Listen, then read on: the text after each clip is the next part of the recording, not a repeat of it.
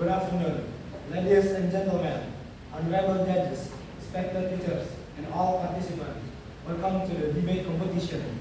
My name is Razan, and this is my partner, Wina, and I am honored to be your host for today's debate.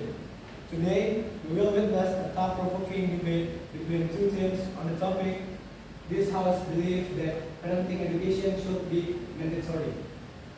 We hope this debate will encourage us all to think critically and engage in meaningful discussions on this important issue. Before we begin, let me explain the format of our debate. Each team will have 4 minutes for each four-day speakers. After both teams have presented their arguments, we will have a rebuttal session, where each team will get the chance to counter their opponent's point. Finally, each team will have 30 seconds for a concluding speech. And now, without further ado, let's start the debate. I would like to invite the first speaker from the affirmative team.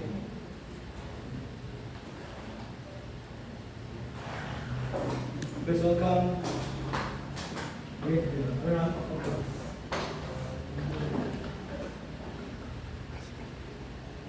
Okay, good afternoon, honorable educators, esteemed opposition, and the audience. My name is Diana Aulia as the first speaker of affirmative team. Today, we, the affirmative team, firmly believe that parenting education should be mandatory.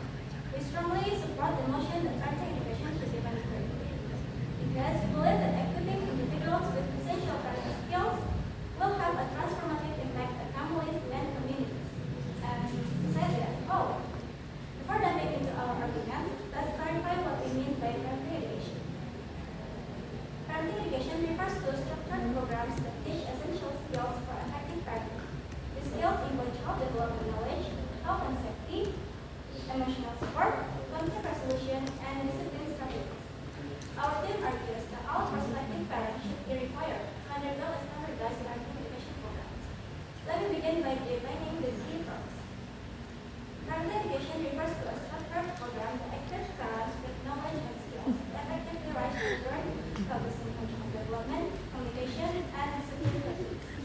Mandatory means that participation in such programs is required by law for all parents, especially new or prospective ones. Our stance is simple. Parenting is one of the most important responsibilities anyone can undertake, yet it is often done without formal preparation. Just as we require training for drivers to ensure road safety, it's only reasonable to ensure parents are well equipped for the monumental task of raising children.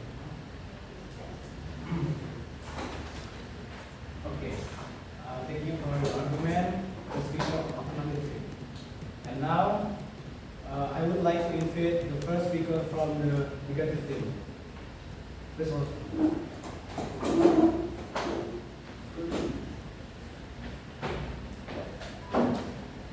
Okay, thank you. Let me introduce myself. My name is Alvina Rita, and now let's move to the arguments. Honorable judges, in terms of this, as a negative team, we stand against the motion that parenting education should be mandatory. We will present 3 key arguments to demonstrate why mandatory parenting education is not the right approach.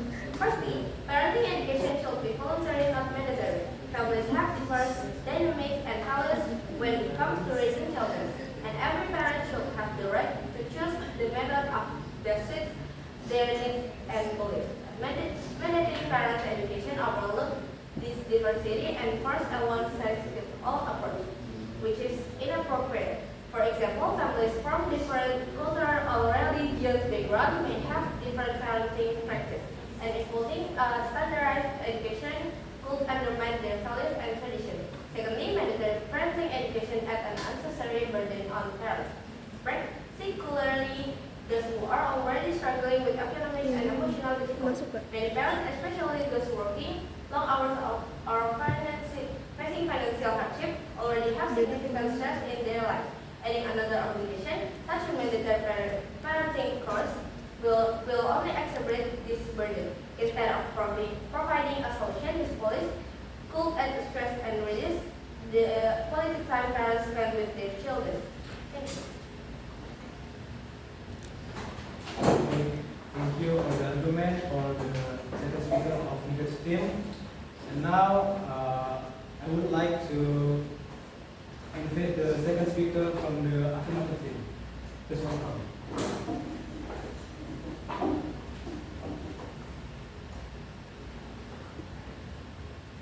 Thank you for speaker of negative team. As the second speaker of affirmative team, I will introduce myself. My name is Alifandra Purni, and I will focus on how mandatory parenting education can significantly improve mental health and strengthen family dynamics. Research published in the Journal of Family Psychology 2022 and 2022 shows that parents who have received formal parenting education report lower stress level, improved communication with their children, and a stronger ability to manage behavioral issues.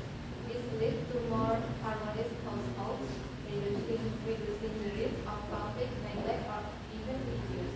Moreover, a study from the American Journal of Public Health found that children raised by parents who have undergone parenting education were less likely to experience mental health issues, such as anxiety and depression later in life. This is crucial because early childhood experience are foundational to mental health outcomes. The opposition might argue that making this program mandatory takes away the freedom of parents. However, we must consider the freedom is good. Parenting is not just a personal matter, it affects the entire community. Poor parenting leads to societal costs, including higher rates of juvenile delinquency, substance abuse, and mental health problems. When parents are equipped with essential skills, families flourish and society benefits. Parenting education isn't about controlling family, it's about ensuring that every child has the best possible change to dream. Research consistently shows that better educated parents face happier and more successful children. In conclusion, mandatory parenting education promotes healthier family dynamics, improve mental health outcomes for both parents and children, and ultimately leads to a more prosperous society. Thank you.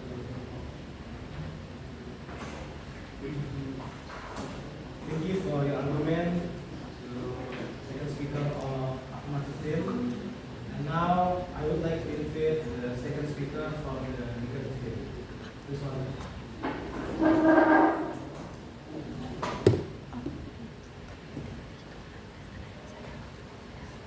Thank you for speaker 2 from Urban Team. Firstly, I want to introduce myself. My name is Amalia Sukanta. So, ladies and gentlemen, I want to continue by explaining how mandatory parenting education could overtake control and interference in the private lives of families. When the government or other institution begin to regulate how parents should raise their children, it opens the door to excessive control over the personal aspect of family life. Data from the American Civil Liberties Union (ACLU) shows the significant concern regarding government imposed parenting policies. According to a 2021 survey by the ACLU, nearly 70% of parents in the United States felt that government policy on child rearing often limit their personal freedom rather than offering meaningful benefits. This widespread dissatisfaction illustrates the reluctance of parents to have their parenting choice dictated by external authorities. In countries like Sweden, where parenting education programs are voluntary, parents have the freedom to choose whether to participate in courses offered by the government. As a result, parents report higher satisfaction with these programs because they do not feel coerced and can select the content that best fit their family's needs. This shows that a flexible, non-mandatory approach is more effective and widely accepted by society. Moreover, mandatory parenting education may trigger resistance from various communities and believe that parenting methods are more appropriate or in line with their cultural values. For example, in several religious or culturally distinct communities, parents may prefer to prioritize religious or traditional parenting practice over the secular methods taught in government programs. Managing such education could create conflict and undermine family autonomy. This mandatory parenting education represents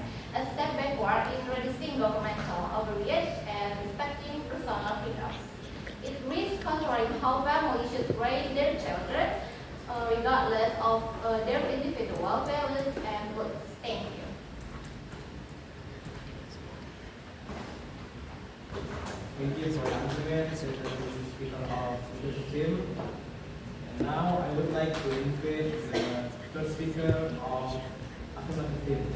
Please welcome.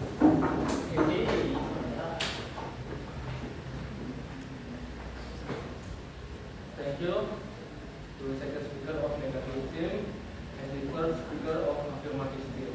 I will address to the opposition my argument that making parenting education mandatory increases government control over family life. First, let's clarify the role of the government in this context. The government already plays a significant role in ensuring child welfare through laws protecting children from abuse and neglect. Mandatory parenting education is simply a proactive extension of the effort, ensuring parents are better prepared to raise their children in a healthy, supportive environment. This is not about micromanaging family life, it's about giving parents the tools they need to succeed. The opposition argues this mandate won't infringe on autonomy. However, must consider the fact that many parents struggle due to a lack of knowledge. A study published in Journal of Child and Family Studies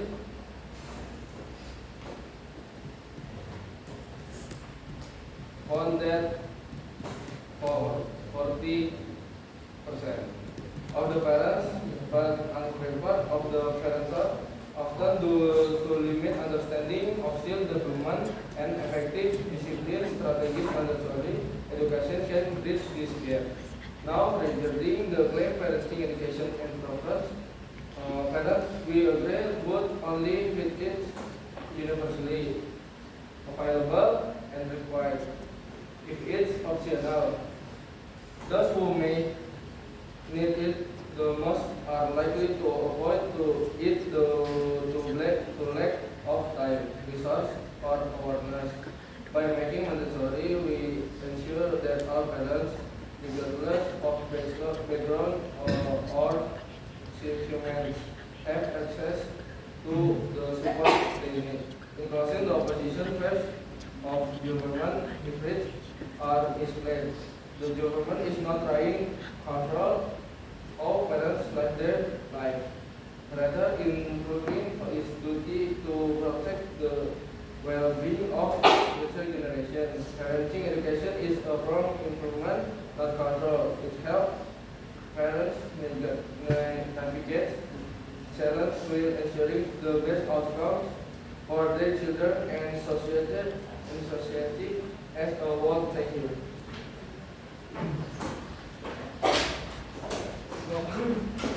Thank you for your argument, First Speaker of affirmative team.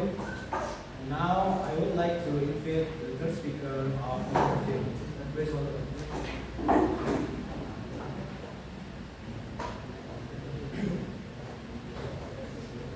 Thank you for the third speaker of the message. Firstly, I want to introduce myself. My name is Brian. Now, ladies and gentlemen, let's delve into how mandatory parenting education may not align with the actual need of families. Mandatory parenting education is not always the best solution for improving parenting skills.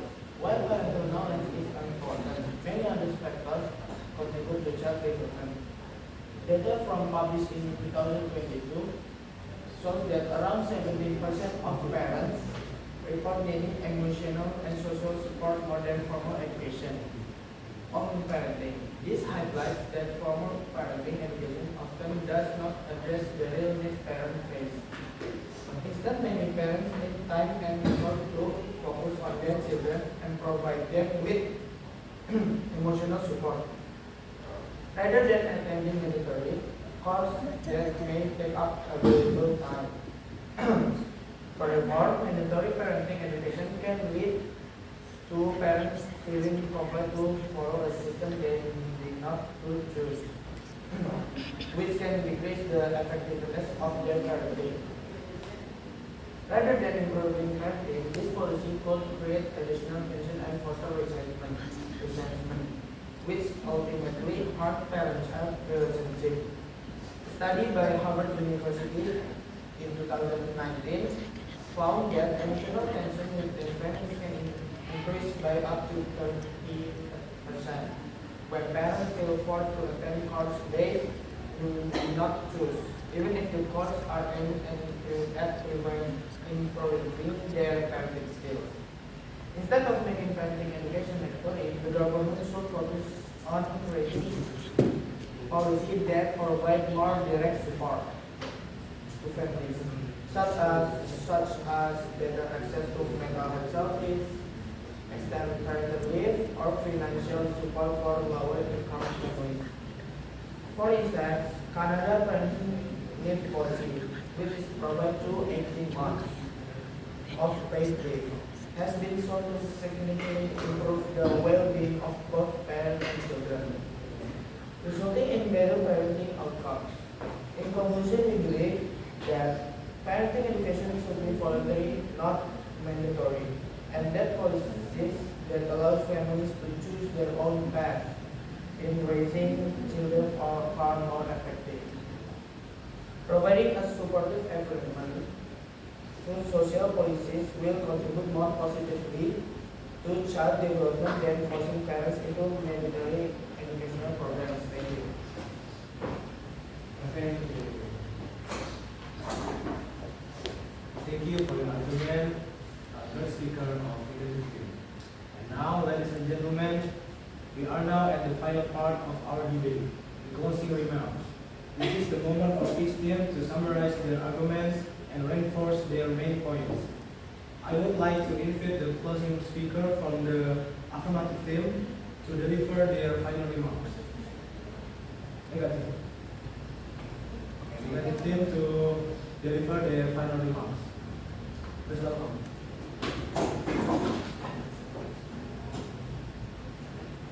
Honorable judges, let us now summarize our position and respond to the arguments of the opposition. We stand against this motion for three main reasons. First, parenting education should be volunteer and tailored to the unique needs of each family. A mandatory program imposes a standardized approach, disregarding the diversity of family values and cultural traditions. Second, mandatory parenting education creates an additional burden for parents, particularly those who are already facing economic and emotional stress. Rather than helping, this policy could take more stress and take away precious time that parents could spend with their children. Third, mandatory parenting education risks increasing government control over family life. This level of intervention undermines parental autonomy and disregards the different way in which families choose to raise their children. The opposition may argue that mandatory parenting education will provide much needed knowledge for parents. However, we respond that what parents need most in not formal education but emotional, social, and financial support. Programs that provide these forms of assistance will be far more effective in supporting families than mandatory parenting courses. Instead of focusing on mandatory education, the government should prioritize policies that supporting parents in practical ways, such as improving parental leave, access to mental health service, and financial aid. These policies are proven to have a much greater impact on children's development and the overall well-being of families. Thank you. Thank you to the negative team for your closing remarks. Now I would like to invite the closing speaker from the affirmative team. Please.